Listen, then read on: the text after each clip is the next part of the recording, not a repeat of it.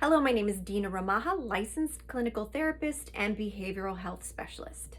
I have put this video together for people to help them to understand how to navigate through their health insurance benefit and find the right therapist for themselves or for someone within their family.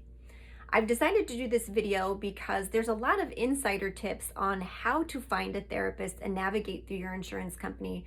I think too many people give up too fast because it becomes very complicated and difficult when really it can be so much more simple. I get calls every week from people who are trying to understand their insurance and have lots of questions. So I've decided to put this video together in hopes to make it a lot easier for people out there and not to give up. So I'm breaking this video down into a few different parts. One, to understand your insurance policy, how to get the information you need, and how then to unpack all of that. And then make sure you stick through to the end, because even if you've done this already and you've gone through this process, I have some tips at the end, some insider tips from a clinician that you might not know about. So you can get back into finding the right therapist for you or your family after you watch this video. Okay, so the first thing I want to break down, and a lot of people don't understand, is what is the difference between an HMO or a PPO insurance plan.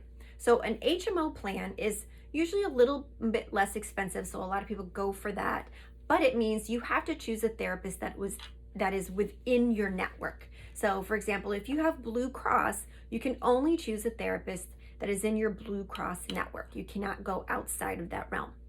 If you have a PPO plan, you can choose someone within your network. So let's say you have Cigna.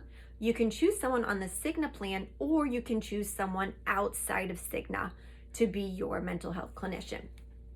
You would pay a little bit more for someone who is out of your network, but it's definitely worth it, especially if you and your family make use of your mental health benefit or see doctors a lot, to be able to choose your own clinician. So that's something that people really need to understand in finding the right therapist. The other thing that people question is they don't understand the difference between a copayment and a deductible. Your copayment is just what you're responsible for paying each time you go to a doctor's visit.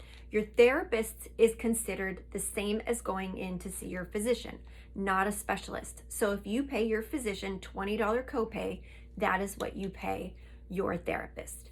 The deductible is something that either you or your employer chose to make your payments monthly a little bit cheaper. However, if you do need to go and see a doctor, or there's an emergency, or you go to see a mental health therapist, if you have a deductible, you have to pay that deductible off first before you start to get coverage from your insurance company. For example, if you have a $1,500 deductible, you will see your therapist every week, and then at the end of the $1,500, you make that $1,500, you have to pay that to your therapist. Once you reach that $1,500, then your insurance kicks in and starts paying the therapist for you. So it's really important when you're choosing a plan, especially if you go to the doctors quite a bit or you see a therapist regularly, to choose a low deductible or no deductible plan. So I hope that's really helpful in figuring out between those details. So what you do next, you call your insurance company. Usually there's a number on the back of the card. Sometimes it's very specific and says mental health number, or behavioral health. That's the number you want to call. So you give them a call and let them know what your zip code is, and they're going to give you every therapist that's within a 30-mile radius of your house. You can have them mail that to you or email that to you. Once you receive your list, you're gonna go through that list. Now, this is where a lot of you have probably already done this process, and then this is where you gave up. I get so many calls from people who are going through their list, and then when I answer the phone, they're shocked. Like, oh, you answered your phone. Well, yes, you called me. I haven't had anyone answer their phone yet. Or if I call them back, like, I can't believe you called me back. I've gone through my whole list and I haven't had any call returns. So I'm very blessed in working in an organization with several other clinicians. So it's not just me by myself.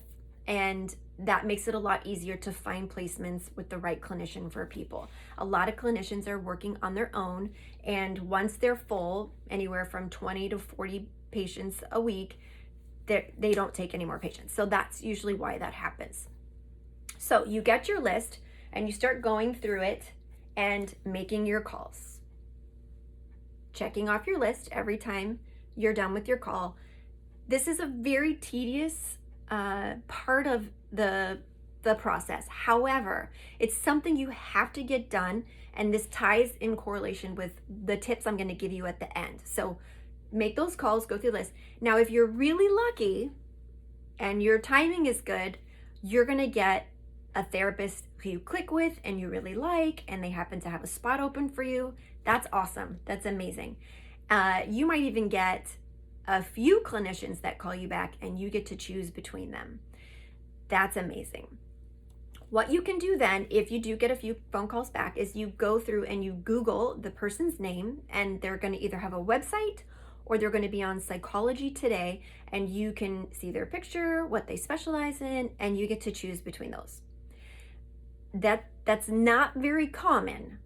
That's not very common, but if that's happened to you, that's wonderful. You will then be able to pick a therapist, and there's lots of information about how to choose the right therapist for you.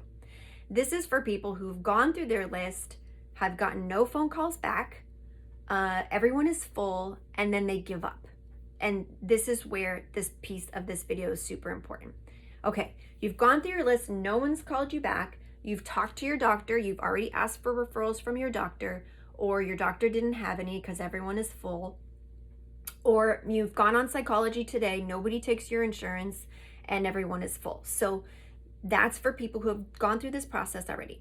What you do next, and this is really important, is you go back to your insurance company and you say, I've gone through my list and I have not found anyone who can call me back, telling me they're taking patients, or I've gotten calls back from people who only take patients in the morning and I have work, or they don't take patients on the weekends. So what happens now is you give the responsibility back to the insurance company and they start making the calls for you. Hopefully they come up with at least a few people. So it could be a case manager or someone, a representative who works for the insurance company. They start making the calls for you. If they find at least 3 people, they will get back to you and say, hey, we found you someone. Now, this doesn't mean you have to take whatever therapist. If you show up and you're like, we didn't click, the person has no idea what I'm working through and it's just not a good fit, please don't give up. You just go back to the insurance company and you say, this wasn't a good fit, it's not going to work out. So here's another really great tip. If you get a few people on your list, you can ask for a 15-minute introduction meeting that doesn't count as a session and is at no cost to you. This is something as an ethical practice that therapists are supposed to offer their patients.